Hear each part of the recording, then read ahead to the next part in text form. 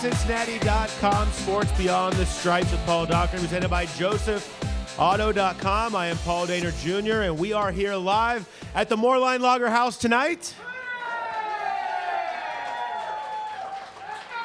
Big crowd is on hand, obviously very fired up after Cincinnati 27, Detroit 24. Paul Daugherty, the show's namesake here. Doc, how are you? I'm great. I am absolutely fabulous, as should everybody else here and watching at home should be after that performance on Sunday. Lindsey Patterson also here with me. Lindsey, I know you were watching closely. Have you recovered, or are you hanging in there? Or still a little nervous? It's still beating pretty hard right now. 5-2, atop of the AFC with a 2-game lead. Feeling pretty good. Joe Reedy, you sat next to me after your long journey from the media parking lot to the top of Ford Field, the tippy top of Ford Field, one of our new favorite venues on the road. But you survived, and you forgot the border crossing. Witnessed an arrest at the border, but it was not of you. Not me. Shockingly, not me. I think that I didn't bring Cubans across this time. Yeah, the odds were against that. But where's mine? Doc, it's no Cubans this time. Reedy, thank you for being here. We're all here, but we got to talk Bengals, a big win. So let's get right to it. I think the question you can ask of this game is, who gets your game ball? There were many players that probably were deserving. You can get creative with it. I'll start with you, Doc. Who gets your game ball? I give it to the whole team. Honest to goodness, I'm not normally this Pollyanna, but this game has changed the way I look at this football team. I've gone from looking at them saying, are they good enough, to thinking, how good can they be? And it was, to borrow the cliche, a total team effort. Every segment had to be at its best at certain points in the game, and every phase, every segment was. I think that is an absolute cop-out, but I agree with you. I will take it. I will say the special teams gets my game ball. It's very easy to go to Andy Dalton in the offense. I thought the biggest play in this game was Carlos Dunlap's blocked field goal. It changed the perspective of how that game was going. That was a game where time of possession was as far in Detroit's favor as it could be. Everything was seemingly going in the wrong direction. Detroit had a chance to really gain momentum in a place that was absolutely bonkers. That flipped the entire tide. Suddenly the Bengals were up 14-10. And then obviously you can't deny the fact of Kevin Huber, another huge punt. Mike Nugent, 54 at the gun. Special teams gets my game ball. Lindsey. I'm going easy. Andy Dalton, 40 seconds, 1 timeout, 24 of 34, 372, 3 touchdowns to 3 different guys. In the past 3 games, he's racked up 921 yards. It has to be Andy Dalton. He's playing consistently. He's the guy this week. Reeds. I'm going to be a little unorthodox here, but then again, that's me in general. I'm going to give it to the secondary. And you're going to go 350-something yards given up. Why would you give it to the secondary? The Leon Hall injury in the first quarter, we saw against Pittsburgh 2 years ago when they had the Achilles injury, how that changed the complexion of that Pittsburgh game in the second half of the season. The fact that this secondary had the mental fortitude, were able to, first and second down, contain the passing game. Third down, not so good, including the Holy Megatron play. But you had guys crying in the huddle on the sidelines that had to get composed very quickly. They were able to do it. Now we get to see the remaining 8-9 games how they do. Can I interrupt here real quick? Absolutely. You guys just proved my point. Offense, defense, special teams. Game ball. You just want to be right. I do. And who doesn't? That's why. And the thing is, we've talked all this time. We have not mentioned our guest tonight, Marvin Jones. Somebody's got to give him a game ball. Somebody in the crowd needs to just give him a game ball for playing through injury in the second half and coming up with one of the biggest catches in the game right before halftime. And we didn't mention A.J. Green. 155 yards, the tone setter touchdown where he was so open that it didn't matter where the ball went. And was the tone setter really all game. And this is something we'll get into later, but Is this as impressed with the offense as you've been at this point, Joe? Yeah, and I think I talked about in the Gamer Sunday night. 27 months ago, Detroit, first preseason game, first ever pass from Andy Dalton, intended for A.J. Green. Bomb. Chris Houston intercepts at the Bengals 39. Fast forward 27 months, first pass play Sunday, roll out right, bomb to A.J. Green, double move on Chris Houston, touchdown. They've come a long way. Passing game, best that I've seen it. Outside of the Chicago game, balance, but there were turnovers. A lot of balance between tight ends. Gio Bernard, third time in 4 games, 5 receptions or more. It's all coming together. You know what we've overlooked in all this? All the numbers you guys spew? The intangibles. This team overcame a lot. A lot of bad stuff happened in this game. Leon Hall got hurt. The defense was on the field for something like 34 of the first 40 plays. Jermaine Gresham took himself out of the game for some strange reason. Lots of funky stuff went on, and it was the epitome of a Marvin Lewis keep shoveling effort that got them the win. That brings up the question, should the game ball go to Marvin Lewis? I mean, I feel like it's always Jay Gruden's offense, Mike Zimmer's defense, A.J. Green wins games.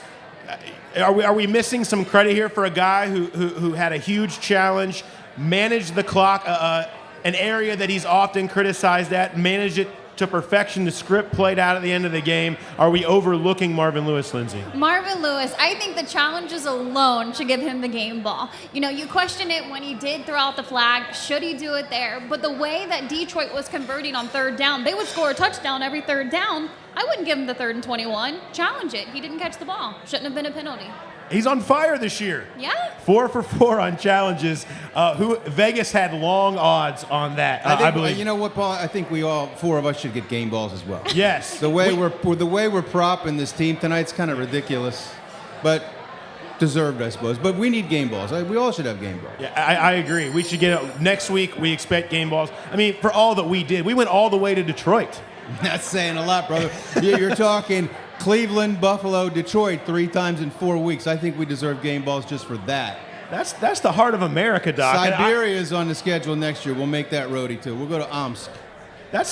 You're being mean. See, their Pollyanna's gone now. Now you're ripping on the northern section of America. I gotta get back to who I am, brother. Good people there. Well, I do want to remind all of you, if you want to rip Doc, you can do it on Twitter at #BeyondTheStripes. Also on Facebook at /Cincinnati Enquirer.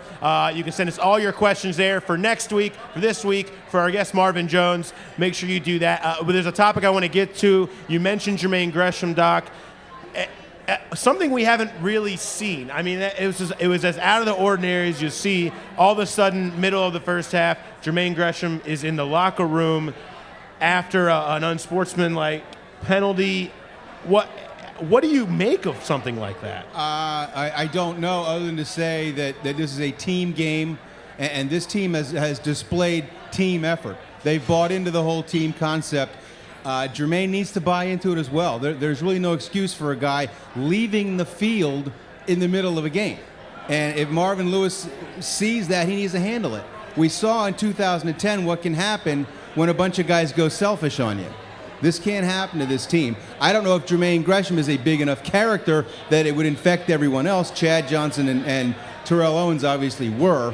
I don't know if Jermaine's in that league, but regardless, if you're a coach, I'm thinking, you and I were sitting up in the press box, and he walks back out. I said, he's got to sit. He's got to sit for a while. And he was back. He was right back in. My way of thinking, Marvin Lewis has to do something about this. This is a team sport. No one is bigger than this team. Will the league get involved in this, Joe? Yeah, you got to expect for making contact with an official, it's at least $21,000 right off the bat, so that fine will probably come out Friday. I mean, Jermaine Gresham remains an enigma. Has a couple big catches in the second half, but the unsportsmanlike conduct penalty leads to a missed field goal, which penalties and missed field goals seem to be a common thing. Yeah. And then in the fourth quarter, they're driving, and he gets a false start that knocks him off script again. So for all good things he does, there's those things that make you scratch your head. And for a a guy who's playing for a new contract, a veteran on the team, a lot of young receivers, when's he going to step up and look like a veteran? He looked like such a rookie out there on Sunday. Leads the league in penalties right now. That's something they've got to get figured out. Also, the other big story, which you touched on, Joe, the Leon Hall injury. I think the bigger question is, where does the defensive secondary go from here now? How will this filter down? Adam Jones, who started the 2 games. Leon was hurt. Will get in the starting spot, but I think among nickel, they've got options. They got Drake Kirkpatrick, they got Chris Crocker, they've got Brandon G. I think they're a lot more better equipped to handle this than they were 2 years ago. And a lot of people are wondering if Drake Kirkpatrick is ready. He talked about receiving a butt whipping against Dallas to us in the locker room on Monday and learning from that, and that Mike Zimmer reminds him of it constantly, which I am sure is the case. And that they even went back and watched the video of it again just 2 weeks ago to keep him of the mind of how far he has to come. Well, he needs to come there now because his team needs him, and a guy who was a first-round pick last year should be a contributor at this point. Next right? man in. Yeah. I mean, right? There's no better example. Now is the time for Drake Kirkpatrick to show what he can do. And they need it. That's really the biggest thing, is they need Dre to step up. But there's a lot of depth. And we talked about this, Joe, on the podcast that we posted today, was about, I feel like this team, this secondary, is far more prepared to handle an injury like a Leon Hall injury, which is devastating. Do not kid yourself. He's been one of the top 5 cornerbacks in the league this year without doubt. And a centerpiece of that locker room. But with the depth they have there now, and guys that have shown their ability to step up, whether it be Adam Jones, whether it be Terrence Newman, whether it even be Brandon G., who showed pretty well in the limited action that he saw in Cleveland, much more able to handle something like this than really any teams in recent memory, as far as I'm concerned. Yeah, 2 years ago, your corners were Nate Clements, Adam Jones coming off a neck injury, and then a hamstring injury, and Kelly Jennings. This time, a lot more depth, better equipped, better able to handle it. And another reason this team is much better equipped is because they've got an offense that is starting to put it together, centered around our guest tonight, Bengals wide receiver Marvin Jones, who is in the house with us. So happy to have him here. And I think everybody here is also happy to be drinking beer tonight at the Moerlein Lager House. I assume you are. Thank you. If you're not, that's really an issue. So thank you for coming here. We got to make sure we'll be right back. We're bringing Marvin Jones up. We're going to talk about Bengals, but the big win over Detroit here on Beyond the Stripes, presented by JoeSfato.com.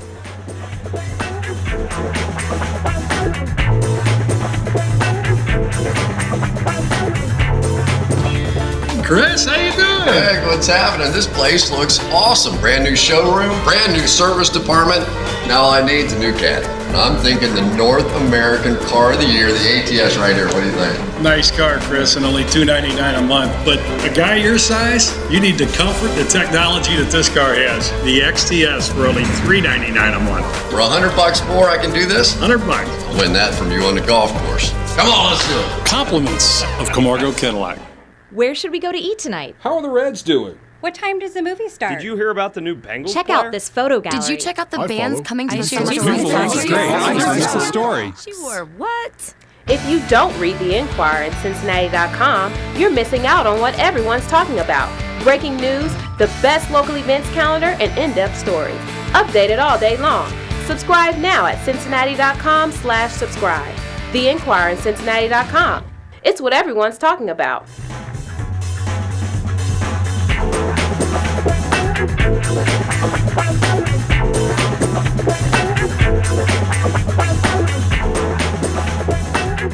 All right, welcome back to Beyond the Stripes, presented by JosephAuto.com. We are still here at the Moerlein Lager House. We are joined by Marvin Jones here on set. It is time to talk a little bit with him, but first, we got to go to the Twitters. Lindsay, what are the Twitters saying after the big win over Detroit? Happy right now. Matt Common says he wants to know how Marvin Jones hung on to that touchdown. Also, Red Hawk says, how's his shoulder doing? And T-Smart says, how much has A.J. Green helped further your career, helped further you with as a wide receiver with this team? AJ is a tremendous talent. As we all know, he's a 2-time Pro Bowler and he's still young. and he still has a lot to offer, which is scary, taking how he is now. But we all help each other in that group. And AJ, is a front runner, just leading by example, and showing us, how to be a pro. And if we have aspirations of going to the Pro Bowl and being an elite wide receiver, it's good to be behind him. The shoulder's okay. It's coming along. And that catch, I had 1 foot down. I thought I had 1 foot down.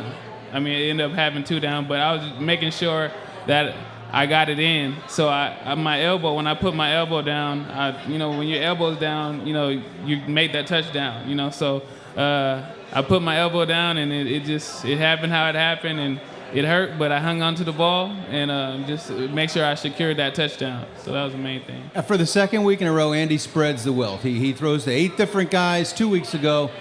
The other day it was 7 different guys. When you know and you're out there and you have a chance to catch a ball, how much better does that make you on the field? More alert, more aware, what have you? Well, that's the thing. It's like when you run your routes out there, you want to run every route like you're going to get the ball, and that's what we all do, and that's what I've been doing. And Andy's been doing a great job, and it shows through preparation.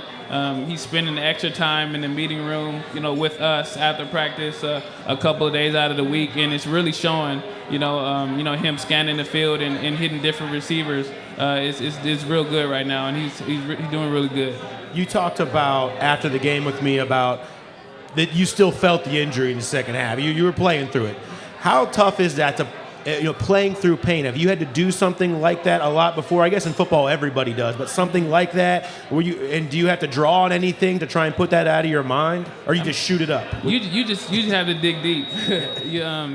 I went back and it was my shoulder was injured, but I still wanted to play, and I had that in me. I just had to go back on the field and play. And I've dealt with stuff like that before, like I tore a ligament in my finger halfway through the season, and I was playing with a club. I was playing basically with a club on my hand, and I played with that through 5 games. And you just have to go. You have to go. And I'm one of those guys that if I'm able to run and able to cut, then I'm there. So it was good. It was good for me just to go out there and just finish the game out. You were playing receiver with a club on your hand? Yes. How is that possible? It was actually a 2-finger club. I had a splint, and then they put a club over it. So I still caught the ball, had a couple of drops, but it didn't faze me one bit. With a couple touchdown passes, really good catches, some big third down plays. A lot of people are asking, is Marvin Jones the number 2 guy? And are you? And does that really matter if you're the number 2 guy with all the playmakers on this team? No, definitely not. It doesn't matter if I'm the number 2 guy. I know that I'm going to be in there and I'm going to have the ability to make big plays for the team, in big moments. So, we don't get caught into that in our room. We know we have a lot of guys, and we know we have a lot of tools, and we have a lot of different guys with different attributes that's gonna make us be successful. And the more that we have, the better we are as an offense. And I think that's what we're showing right now. That it doesn't matter if you're a clear number 2 guy. You still have the potential to make plays, and then that's what I'm doing right now.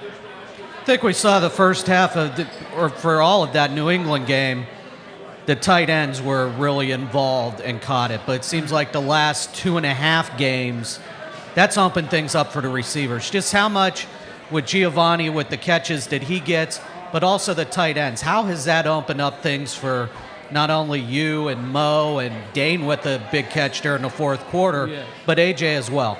It's definitely helping us. Just having 2 tight ends with that ability, and Jermaine Gresham and Tyler Eifert. The defense has to play you honest. If you have all these players that can do great things, and if that puts me, AJ, Mo, Dane, Tate, if that puts us in one-on-one coverage, it's man to man. It's us versus that guy. So it gives us a whole different, in terms of scheme. it gives us a look at, we got this, since, they're going to try to take away them, they got us, they got us to deal with it. They're trying to take away us, and, we have two big freaks in the middle of the attacking the secondary, as well as Gio. So it's just a lot of stuff, and that's a tribute to just us as an offense, and just getting everybody involved, and to have that type of depth is good. It's always good to have two big freaks. We got a couple big freaks here, Thainer and Joe Reedy.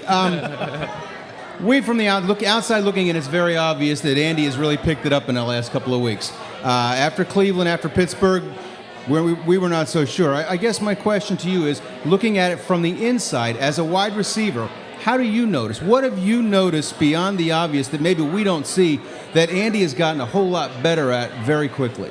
I think just like I said, that preparation. We see the preparation and the extra hours that he spends even on our off day. You go in there on a Tuesday, you'll see Andy, and you'll see Andy and the quarterbacks looking at the game or looking ahead at the defense that we're going to play next. And that's the type of the little things that I see, and that's helping him that real well. In terms of him doing that, and then coming to practice and showing that he is taking that next step in terms of leadership and spending extra time with us. That's a big difference, and he's doing good, and it's doing him well. We see the dramatics of the end of the game and that final drive. For you guys on the sideline, before you're about to go out after that punt, what are you guys talking about? What's the main thing that you're focused? Because there's a lot of variables that can happen in 26 seconds, and it seemed to play out to perfection. But was it that easy as far as what you guys were talking about? Pretty simple. What we're talking about is, hey, we got to get to this. We got to get to in field goal range. We have to make the play. No matter where the ball is, we have to get it, secure it, and give it to the ref, or go out of bounds. And we have to get it done. And these are the type of things that we practice every day, situationally in practice and stuff. So we get a feel for it, but there's nothing like that game time feel where you have to do it. And so that's the whole thing. It's just like, man, everybody make a play. And it was a good job by coach. Calling certain calls and going, instead of taking that timeout, going for a quick one down there in the middle to Gio, so we could call that timeout and do it. I mean, it did play out to perfection, and it was just great to see that. Is that what you thought? Is that what you were thinking, was two quick ones in the middle to get to that spot? Was that even the conversation on the sideline? Or maybe surprised when Detroit came out and really left it open for you? That wasn't really the conversation, because we did have some deep routes to get a chunk, but it ended up being the checkdowns that got us that yardage to win the game. And that's the thing, is you don't know. That's why you run everything. If it's a long route, you run that long route. If it's a check down, then so be it. But it was just a good situation, and it was just we were all just too excited. Yeah. How do you feel after a buzzer beater win, a clutch kick hit? I mean, how are you feeling? Is it fun? Do you feel pretty good? Do you have that adrenaline still rushing pretty high at the end of the game? Yeah, the adrenaline is always up there, and back-to-back weeks of us doing that, with the overtime win and with this win, it's nothing but pure adrenaline. And that's the thing about us, is even on both of those games, we just knew we were going to come out with the win, and that's the type of belief that we have to have as a team. That's going to help us later on during the season when it starts, getting grind time. But that we wouldn't want it any other way than to stick together and go through these fourth quarters together. There's been a lot when you came out, Marvin. There was a lot of talk about you being a vertical guy and kind of a deep threat, but you've really shown a lot of range in your game. I think the touchdown against Detroit was the latest example. Did you feel like those draft assessments were accurate, or did that give you kind of more to prove? I think that in college, and if you look at my tape deeply and stuff like that, you'll see all routes. You'll see short to intermediate routes. quick slants. You'll see vertical and stuff like that. So, I mean, I never understood, if they said, oh, he's just a deep threat, because I could do it. I could do it all. I could work the short to intermediate routes, catch a screen. Go deep. I think I'm well balanced in terms of route running and stuff like that. But that's why I'm here. That's why I'm here. To prove that that I could be great in all those things and just make big plays for the team. Now you talked about doing it all. Against Buffalo, you attacked them completely differently than you did against Detroit. Against Buffalo, it was a lot of the horizontal stuff, wide receiver screens, that kind of thing. Detroit, you go over the top. Obviously, that is dictated by the coverages that you see. But one, is that a tribute to the versatility on this team that you can do either both equally well? And two, when do you get that game plan? When do you know that this is how we're going to do it this week? Well, just looking at film, we all have, the iPads and stuff like that, and Right.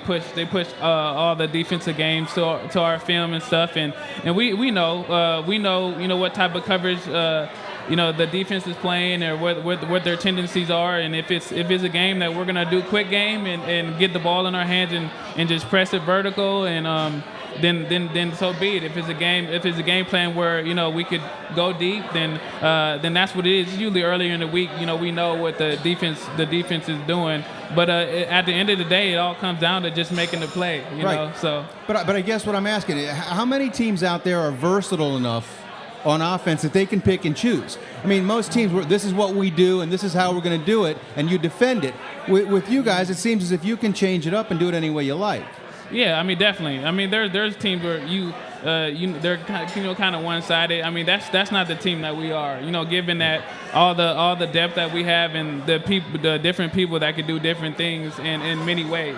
So it's just great. It's just great to have a team like this to where we could switch it up. Every game if need be. It's just great and it just shows how much versatility and that we have with the people in our room. Talk about versatility. I happen to know that you were on Pro Football Talk Live this afternoon, right? Yeah. Now you're here with us. You did media after the. I mean, shoulder injury, it don't matter. You're here. You're ready to do it. So I want to make sure we all thank Marvin Jones for cutting some time out for us tonight. No problem. We're not done with you, so don't move. Yeah. You're going to stick around because we got to preview the Jets game coming up, talk a little bit about their defense.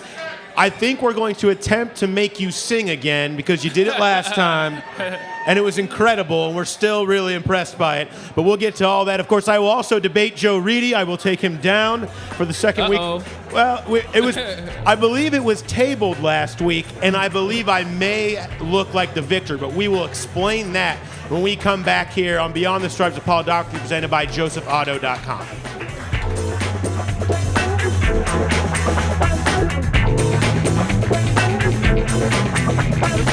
Do not buy a 2013 Chevy from another dealer. Not when you can get a 2014 from Joseph Chevrolet for the same price or less. Seriously, Joseph Chevrolet's 2014s are a better deal than anyone else's 2013s.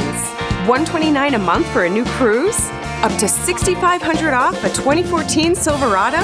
Now that's a clearance sale. Don't pay more for a 2013 than a 2014. Come to Joseph Chevrolet now. Uncle Ray. Where should we go to eat tonight? How are the Reds doing? What time does the movie start? Did you hear about the new Bengals Check player? out this photo gallery. Did you check out the bands coming to the show? That's the story. She wore what? If you don't read The Inquirer at Cincinnati.com, you're missing out on what everyone's talking about. Breaking news, the best local events calendar, and in-depth stories. Updated all day long. Subscribe now at Cincinnati.com/subscribe. The Inquirer at Cincinnati.com. It's what everyone's talking about.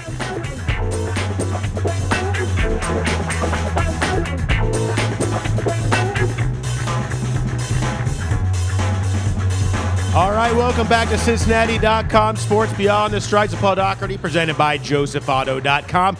We have our biggest crowd I think we've ever had down here at the Moerlein Lager House tonight. They love you, Marvin. They love you. I mean, we've had a lot of good crowds, and maybe it's just the team wins, the people show up, the old philosophy. It's not you build it, they will come. A lot of orange and black in the crowd, too. So a lot of Bengal fans out there. I think the 5-2 start might have a little bit to do with it. No doubt about it. Marvin, of course, you are a big part of that 5-2 start. Now you try to make it 6-2. There's been a lot of talk about, Doc, I know you wrote about this, about this team keep shoveling, keeping a focus on 1 week at a time, not losing focus.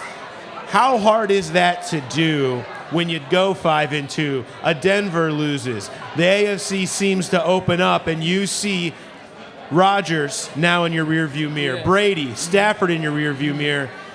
How hard is that not to start thinking about what this team can do in the big picture?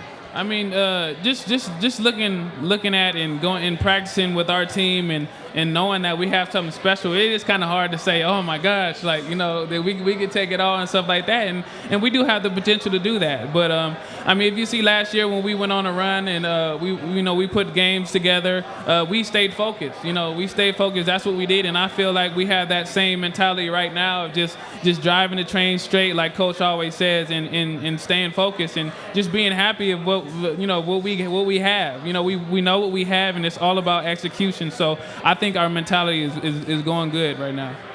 Back-to-back road wins. How hard is it to win on the road? I mean, it's hard to win a game in this league, So when you go on the road and you put together some road wins, it's important to the season, and that's what we're gonna need to do to be a great team. And we've shown that we've been doing that, and you can't sleep on anybody in this league. And as you've seen, all of our wins have been close ones, So for us to go on the road and put together some wins like that and staying together, it just does good for the team. Of course, now you got a big challenge because you got the 4:00 game on Sunday, and then 4 days later you got to go to Miami for Thursday night. Just from a player's perspective, what do you do different this week? Because basically Monday might be the equivalent of a walkthrough next week. You got a full practice on Tuesday, and then travel on Wednesday. Just how do you prepare for basically 2 games in 1 week? You just have to prepare your body.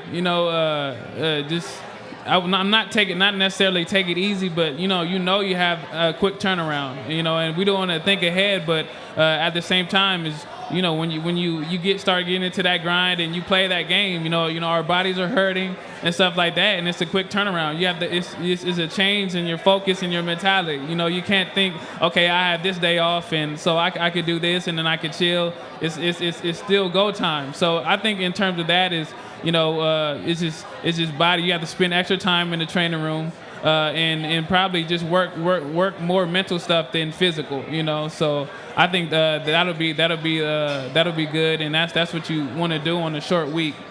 But I mean, and when we have the short week, is you think, okay, after that game we have a little break, So it'll take the demands off our bodies after that game. But you prepare for it, and I think we're gonna be good with it.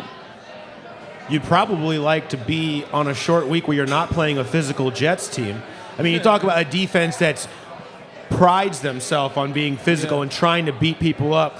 Are they as physical on the outside as they try to be in roughing up the passer, or are they a real bump and run type team? Yes, I mean they are physical. They're a great defense. They always have a great defense, and they are physical. Just like how they bump and they do that stuff in the inside, they do it on the outside too. They try to get your hands on you in certain situations, and that's something that we have to prepare for. How fun is that? I mean, Cromartie's out there. They've got a number of good DBs over there. You're seeing a lot of guys for the first time still. How different is it for you going against a guy that you've gone against before, or knowing that you'll see some guys that you've seen before, as opposed to all new DBs that maybe you have no prior history with? Or is that not really a huge deal? You kind of run what you run. It's not really a huge deal because we prepare a lot for these guys. So we go and our coach does a great job of getting cut-ups and getting certain cut-ups of them against different players, or players like us, an offense like us. So we're real prepared when we go down and we go against somebody that's new. One of our saying in the receiving room is everybody's an X. Everybody's an X. So you just handle what you have to do, be physical, and just run your route and beat that man, and we're gonna come up on top. So that's kind of our mentality in that room. You talked about being physical and quarterbacks getting their hands on you. What's with the rash of offensive pass interference penalties lately? I don't know how many you guys had the other day. It might have been 3 or 4. Why is that being called more now? I really don't know. I really don't know. But it's a fight. When that ball's in the air, when the DB is touching you, we touch him back. We touch him back, and if we touch him to get separation and stuff like that, I can't tell you why it's being called so much, but that's the thing is like if we're going against a physical defensive back and he's shoving us, we shove him back. we shove him back. Absolutely, and we're not playing flag football. Yeah, that's what I'm saying. But there's been a big run on offensive PI and stuff, and it is what it is. But we're just gonna keep being physical and do what we do to get that ball. Crazy thing, there were 6 offensive PIs in that game, I believe, both teams. Not any team in the NFL has more than 5, and that's just because the Lions got so many in that game. Nobody even has more than 4. It was kind of, maybe it's an anomaly that game, I don't know, but you are starting to see it called a little bit more. Joe? Yes, Paul? I want to debate. Bring it. It's time that we get after it. Last week, I believe I should be called the victor because the final vote was tabled, so we will see the game. When I said I wanted Dalton over Stafford in that game, I believe it was proven who won that debate. So we'll just give myself yet another victory 2 weeks in a row. So going for 3. It's 1-1, Paul. We can review the tape if you'd like to. Let's start off with number 1, though. Was this Andy Dalton's top game? Joe? Go ahead. Absolutely. No interceptions, 3 touchdowns, nice distribution among the receivers, tight ends, and running backs. About as perfect as you could be, not a 158.3 rating, but heck, I'll take it. All right, so you take it. You take Dalton. I think there was one game that was better. I want the Giants game from last year where the Bengals won 31-13. They were on a 4-game losing streak going into that. Dalton came out, was 21 of 30 with 4 touchdowns and no picks. His rating wasn't as high. That's fine. Maybe it wasn't as dramatic of a win, but that was a team that needed a win so badly. He threw the team on his shoulders. They won 7 of their next 8, pretty much put them in the playoffs. That was what started it. I think more was accomplished in that game. That was at home, your though. time This is limit, on the by the road. way. I don't care. I had a point to make. Do we get Can Marvin weigh in on this? Marvin, do you have a vote? What was on his that? best game? Which one? Yesterday, the Giants game or the game the other day? I would say the Giants game was a great game. Obviously, that was a game I was out, with the injury, but I don't know. It was they both felt good, See, so. you got to choose one or the other, Marvin. No, you wouldn't choose last week or saying this? I'd say the Giants. He thinks the Giants game. Even though both the games were tremendous. Marvin decides I get the point. Let's move forward. We have 3 former UC assistants that are in the NFL right now. You've got John Harbaugh, Mike Tomlin, and coming to PBS this weekend. Sexy Rexy. Rex Ryan's coming. So who is the best of the current UC assistants in the NFL? I'm going John Harbaugh because he has a Super Bowl ring. And he's a Miami alum. I mean, he's the total Southwest Ohio. He's getting a statue at Miami. He should get one at Nippert, too, with the renovations. But look at it this way. When Harbaugh started, they were 4-12, 5 straight years in the playoffs, gets to the Super Bowl. Great defense, offense. He's totally remade that team. I'm going Harbs. You're going Harbs. I don't know if I have to go further than a guy who's been in the Super Bowl twice compared to one that's won it once, also won it. Oh, by the way, he won one as an assistant with the Bucs back in 2002. He's won 63% of his games. Bengals fans know what Mike Tomlin has been able to do over there. He has made them feel it. Just because there's a statue built of you doesn't mean that you're a better coach. Tomlin, I think, is clearly the better coach.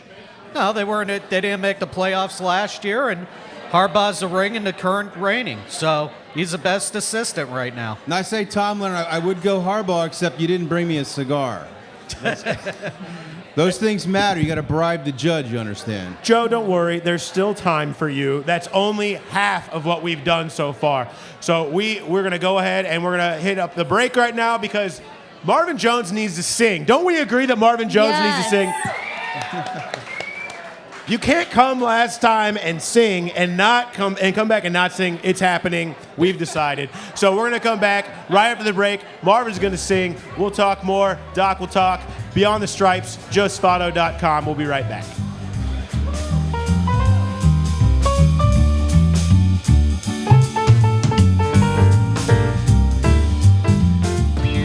Chris, how you doing? Hey, what's happening? This place looks awesome. Brand new showroom, brand new service department. Now all I need is a new caddy. And I'm thinking the North American Car of the Year, the ATS right here. What do you think? Nice car, Chris, and only $299 a month. But a guy your size, you need the comfort, the technology that this car has. The XTS for only $399 a month. For $100 more, I can do this? $100. I'll win that from you on the golf course. Come on, let's do it. Compliments of Camargo Cadillac. Where should we go to eat tonight? How are the Reds doing? What time does the movie start? Did you hear about the new Bengals Check player? out this photo gallery. Did you check out the bands coming to the Cincinnati Cincinnati Bengal. I just missed the story. She wore what? If you don't read the Inquirer at Cincinnati.com, you're missing out on what everyone's talking about. Breaking news, the best local events calendar, and in-depth stories. Updated all day long. Subscribe now at Cincinnati.com/subscribe. The Inquirer at Cincinnati.com. It's what everyone's talking about. The Moerlein Lager House is Cincinnati's premier brew pub. The restaurant features impressive lunch and dinner menus, as well as a wide selection of beer and other drinks. The Lager House is also proud to continue Cincinnati's brewing heritage by brewing their own fresh craft beer on site. Conveniently located along the riverfront, the Moerlein Lager House offers spectacular views while you dine. Moerlein Lager House. Celebrate the past, taste the future.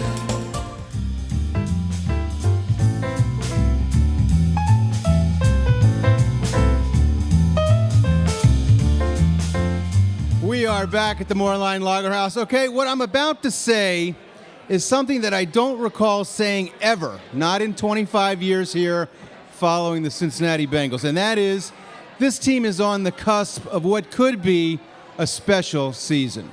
Having successfully navigated the hardest part of their schedule, the Bengals head into a stretch now when they can establish themselves as serious title contenders. Beginning Sunday against the Jets, they play 3 games in 4 weeks in which they will be favored. And the 4th game is at Baltimore. They win that one, blow the division race wide open. So what do the Bengals have to do to keep the season special? Basically, more of the same. Keep mixing it up on offense because this is becoming a very difficult team to defend. On defense, pressure the quarterback more consistently, especially now that Leon Hall is out. The intangibles, keep playing with a maturity and purpose so evident in the last 2 weeks. This is a team not of characters, but of character. It has a chance to be special. Guys? Thank you, Doc. You mentioned something that actually is going to be our topic, is starting talking about titles. So the question then becomes, the Broncos lost this past weekend. The Chiefs are 7-0. The Colts beat them. The Bengals are in the conversation. Brady's still out there. Who is the best team in the AFC right now, Joe? I still got to say Denver. I mean, that was an emotional game going to Indy and losing, and with all this stuff about Peyton. But that's a high-powered offense. Von Miller's back. The defense should be better. More teams are scheming to attack them. I think they'll adjust. It's better that they lost now because I think they'll probably be 13-3, 12-4. To me, the Broncos are still the class of the conference. I will say, when you're deciding how good a team is, what would you use as maybe the primary statistic there? Wins, losses. I would say choosing the team that is currently 7-0.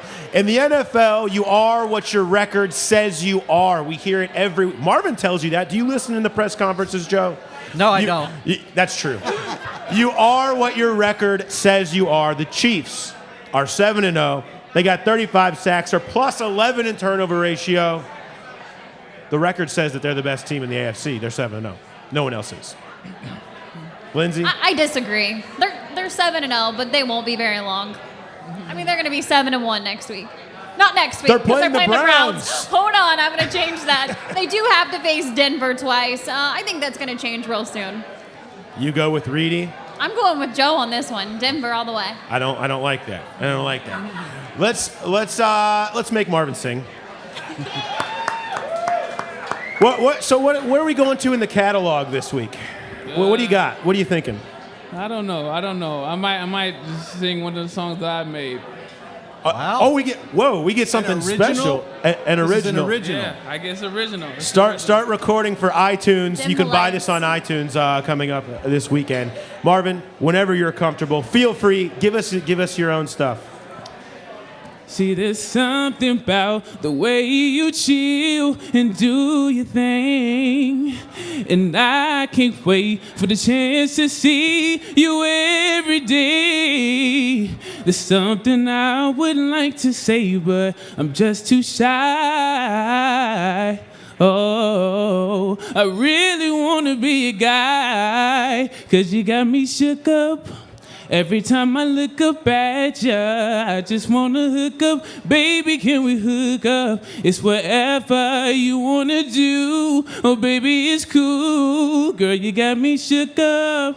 Every time I look up at you, I just wanna hook up. Baby, can we hook up? It's whatever you wanna do. Baby, it's cool. Baby, it's cool.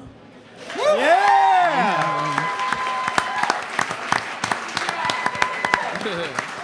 Marvin, that was incredible.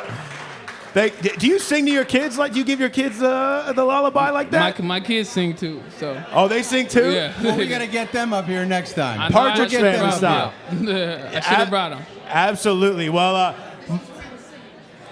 we've got that's who he my was fiancé. singing directly to. I imagine she's heard a few of those songs before. How often are you singing? Are you just in the living room just singing to her? I mean, we've been together we're going on our 8th year, so she's heard a lot of that. She's heard playing. Marvin, thank you so much for coming out here to the Moerlein Lager House. Ladies and gentlemen, let's hear it for Marvin Jones. Thanks for having me. Thanks. It's always a pleasure. So great having you. Short week next week, but we won't stop. We will be back here. Next week's guest, Chris Crocker, will be joining us. Future media personality. You will want to see that. Or NFL official. Yes, absolutely. So make sure you check that out. 7 o'clock every Tuesday. We're here at the Moerlein Lager House. On your laptop, on your tablet, Cincinnati.com. You can find it. Check back at Inquirer Doc, at Lindsey Patterson, at Joe Reedy, at Paul Daugherty Jr. Follow us on Twitter.